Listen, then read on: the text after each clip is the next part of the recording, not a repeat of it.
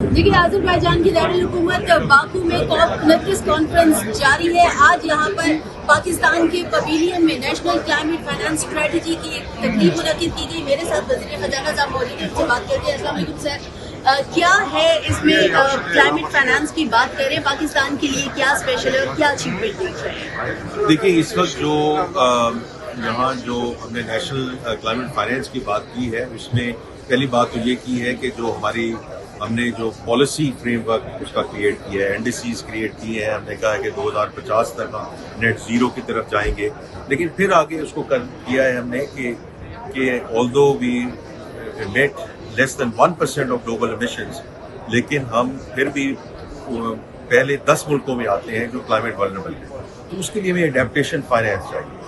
उस सिलसिले में यहाँ सारी बात हुई कि मल्टीलैटरल सपोर्ट क्या होगी, पब्लिक प्राइवेट पार्टनरशिप के फ्रेमवर्क में क्या चीज़ हमें अवेलेबल होगी, और इसके अलावा जो हमने ग्रीन टेक्सोनॉमी की बात की है और जो हमने आगे इंटरनेशनल कैपिटल मार्केट्स में जाना है, ये सारे वो एवेन्यूज़ हैं जो आज यहाँ एक्सप्लोर हुए हैं। और आज सुबह की जो तकरीब थी उसमें एक्यूमेन ने पहला क्लाइमेट इन्वेस्टमेंट फंड क्रिएट किया है, particularly for Pakistan, focus on agriculture. तो ये कई बहुत आज मुस्बित इसमें इक़दाम जो है वो सामने आए हैं। So it's a continuation of our entire discussion कि हमने जो बाकी दुनिया के साथ मिलकर हमने ये जो एडेप्टेशन फाइनेंस है इसको कैसे आगे लेकर चलें। सर, ये तो यकीनन आज एक अच्छी पेशरफ्त हुई है। तहम COP29 में मजीद पाकिस्तान की क्या अचीवमेंट देख रहे हैं और ग्रीन फाइनेंसिंग में पाकिस्तान को कहाँ देख रहे हैं? देखिए, ग्रीन फाइनेंसिंग में तो इंशाल्लाह देखिए हमें जो इस वक्त फोकस करना है ना, वापस back into our own country is capacity building to come up with investable bankable projects, क्योंकि फाइनेंसिंग अवेलेबल है फ्रॉम डिफरेंट इदारों के साथ मिलके। आज ग्रीन क्लाइमेट फंड वाले भी थे जिन्होंने उस फंड में जो एक्यूमेन का जो फंड है उसमें भी उन्होंने इन्वेस्ट किया है।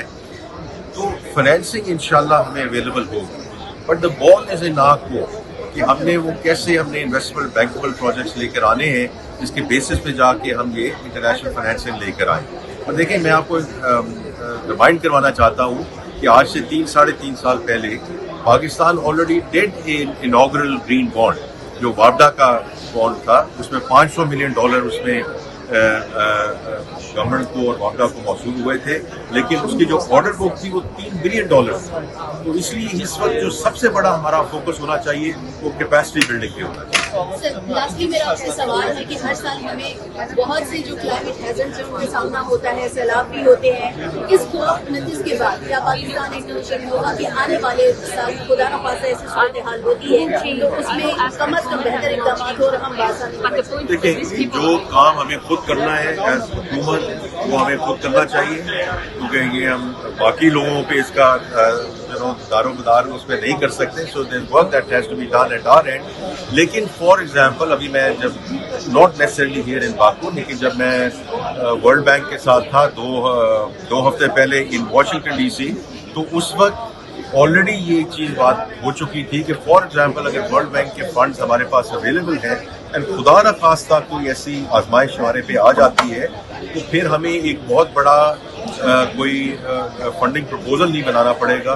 सम of those funds can be repurposed right away as we go forward. अहम पेशरफ्त तो हो चुकी है, लेकिन मजीद पाकिस्तान कह रहा है कि उन्हें यकीनन बेहतर नताइज की तवक्को है और अच्छे नताइज यहाँ से लेकर जाएंगे। COP कॉन्फ्रेंस जो कि 11 नवंबर को स्टार्ट हुई थी, 22 नवंबर तक यहाँ आज़रबाईजान की दारुल-हुकूमत बाकू में जारी रहेंगे।